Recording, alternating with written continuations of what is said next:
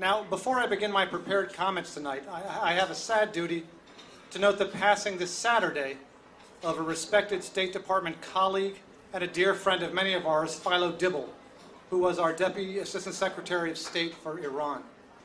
Philo was deeply involved in formulating and implementing Iran policy, and his wisdom and his leadership was in large measure responsible for its best elements, to include both our constant efforts to hold Iran accountable for its human rights violations and our public diplomacy efforts to reach out to the Iranian people.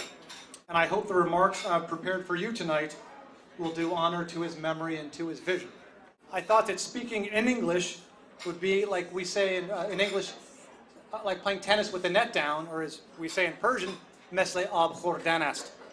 In part, I fear it's the amusement value of seeing what a hash I make of the otherwise rich and beautiful Persian language when I speak it, or as one of my Iranian friends puts it, samad sokhangu mishe.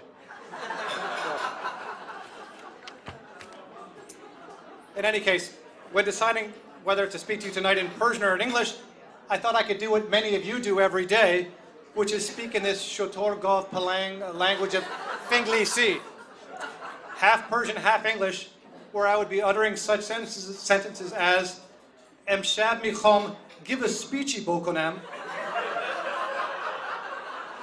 درمورد problem ها و opportunity های موجود نسبت به تلاش های public diplomacy دولت آمریکا. I see you all got that, right? Yeah. So, but in the end, I decided to stick with my mother tongue, although if a few Persian phrases do slip in, I beg your indulgence and begole shoma mano forgive konid.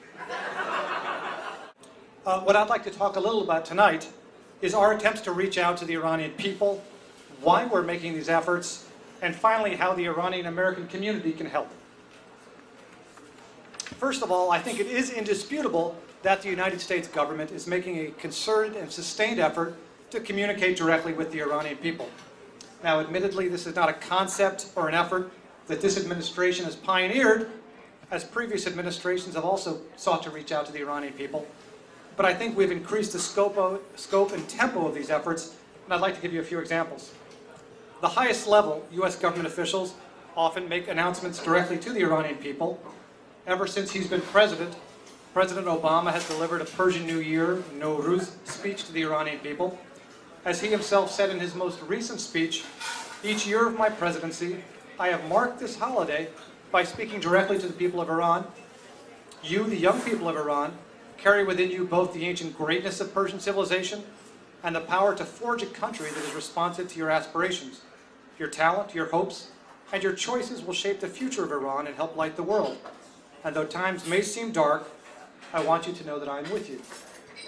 Similarly, Secretary of State Clinton often makes statements specifically for the Iranian people.